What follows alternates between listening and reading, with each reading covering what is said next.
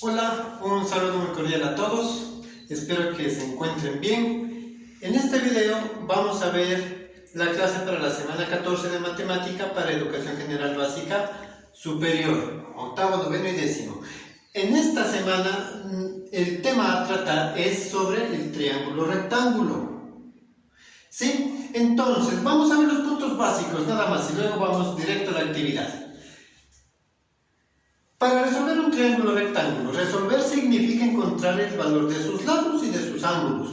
Entonces, para resolver un triángulo rectángulo, nos podemos ayudar de las razones o relaciones trigonométricas y del famoso teorema de Pitágoras. Vamos a analizar primero el teorema de Pitágoras. El teorema de Pitágoras nos dice que una hipotenusa al cuadrado es igual a su cateto al cuadrado más su otro cateto al cuadrado. Es decir, cateto sub 1 al cuadrado más cateto sub 2 al cuadrado. No le hemos puesto A ni B porque esto es una regla general. Las variables pueden cambiar, ¿sí? Podemos poner cualquier letra. Ahora observemos estos dos. Bueno, uno de estos dos triángulos, ¿sí? No hay problema. En este triángulo yo tengo hipotenusa, que es C, el lado más largo, no se olviden. El un cateto que está identificado con la variable A y el otro cateto con la variable B. Sé que esto es un triángulo rectángulo porque su ángulo es de 90 grados. Tengo el ángulo alfa, acá puede ser el ángulo beta, el ángulo gamma, igual que las variables. Hay muchas letras griegas que podemos usar, símbolos griegos. Ahora, pasemos a la ecuación. Para este triángulo, para este caso, la hipotenusa es C. C al cuadrado va a ser igual a su un cateto A al cuadrado más su otro cateto B al cuadrado. De esta ecuación nosotros podemos llegar a determinar si estamos buscando solo la hipotenusa, si buscamos un cateto u otro cateto. Recuerden que para el teorema de Pitágoras debemos de tener dos datos. ¿Sí? La hipotenusa y el cateto, o la hipotenusa y el otro cateto, o los dos catetos. Aplicamos. Esto no es más que despejar. He despejado las variables de el teorema de Pitágoras, de la ecuación general. ¿Sí? Listo, muy bien. Esto nos va a servir entonces para encontrar las dimensiones, la longitud de los lados de un triángulo rectángulo. Para eso nos sirve el teorema de Pitágoras. Vamos a pasar ahora a las razones o relaciones trigonométricas. ¿Para qué nos sirve esto? Recordemos, un triángulo no solo tiene lados, también tiene ángulos. Entonces, aplicando seno, coseno o tangente, que también tenemos cosecante, secante, cotangente, podemos llegar a determinar el valor de esos ángulos. Pero en esto sí hay que fijarnos bien para poder tomar los datos correctos. Para eso yo he realizado dos partes. La primera parte va a estar relacionada con el primer triángulo y la segunda parte con el segundo triángulo. Ahora sí, estas ecuaciones ya están dadas, ¿no? El seno del ángulo alfa es el ángulo que tenemos aquí. Es igual al cateto opuesto dividido para la hipotenusa. ¿Qué significa cateto opuesto?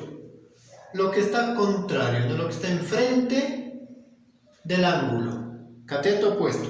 Por lo tanto, este cateto va a ser el adyacente, unido, pegado, junto. ¿Sí? Entonces, para este ángulo, cateto opuesto, cateto adyacente. La hipotenusa, esa sí va a ser para todos. Es el lado más largo. ¿Sí? Por lo tanto, tengo A sobre C. Opuesto sobre hipotenusa. Bueno, con la secante tenemos la cosecante. Si ustedes notan, lo único que tengo es invertido. la hipotenusa para el cateto opuesto. Vamos con la siguiente, que es el coseno. En el coseno vemos cateto adyacente sobre hipotenusa. Aquí sí ya tengo, cateto adyacente de este ángulo es B. Hipotenusa sigue siendo C. La secante es el inverso. La tangente. En la tangente ya no entra la hipotenusa, solamente los catetos. Opuesto sobre adyacente. Opuesto sobre adyacente. La cotangente es el inverso, es decir, adyacente sobre opuesto. Vamos ahora para nuestro segundo triángulo. Estamos con este ángulo. Este va a ser ahora nuestro ángulo alfa. Entonces, el seno va a ser cateto opuesto sobre la hipotenusa. El opuesto de este ángulo es este cateto de aquí. ¿Y el adyacente? Entonces nos cambia. Cateto opuesto, que es B, sobre la hipotenusa, que sigue siendo C. Miren lo que tenemos en el primer triángulo. Entonces, la selección de los catetos depende de qué ángulo nosotros queramos encontrar el valor. ¿Sí? Y todo lo demás es repetitivo. Lo que tenemos que tener claro, simplemente, las funciones trigonométricas y el teorema de Pitágoras. Muy bien, muchachos, ahora sí.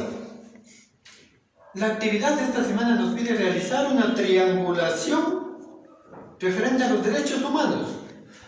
Vamos a ver qué relaciones podemos encontrar y formar un triángulo. Listo, entonces vamos a ver, ¿no? En cuanto a los derechos humanos, lo que he podido investigar, ustedes han de haber investigado también, me imagino, ¿no? Es que los derechos humanos están enmarcados dentro de 3 generaciones. Primera, segunda y tercera. En la primera generación, los derechos humanos estuvieron defendiendo el valor de la libertad. En la segunda generación se defendía el valor de la igualdad. En la tercera generación el valor de la solidaridad. ¿Qué pasó? Por ejemplo, en la primera generación, esta surge alrededor del año 1789. Buscaban defender derechos de tipo civiles y políticos. Miren, aquí tenemos otra triangulación más. Se buscaba derechos civiles y políticos. Esto surgió al finalizar la Revolución Francesa. ¿Y quiénes fueron los que propiciaron esto? Fue la burguesía. La burguesía era aquel grupo de personas que tenían poder adquisitivo y poder intelectual, pero no tenían poder político. En la segunda generación, que surge alrededor del año 1976, tenemos una pequeña triangulación. ¿En qué? En el tipo de derechos que buscaban. Buscaban derechos económicos, sociales y culturales. Tenemos otra triangulación, el tipo de derechos que buscaban, y esto surgió a finales de la Segunda Guerra Mundial y más o menos entre la Revolución Industrial. ¿Quiénes propiciaron esto? Fue la lucha obrera, la mano obrera. ¿Y qué buscaban ellos? Tenían su consigna. Y es otra triangulación más. 8 horas para trabajar, 8 horas para dormir y 8 horas para hacer lo que nos dé la gana. Eso es lo que ellos decían, ¿no? Bueno, triangulaciones. La tercera generación. En esta tercera generación se buscaba los derechos de justicia, paz y solidaridad.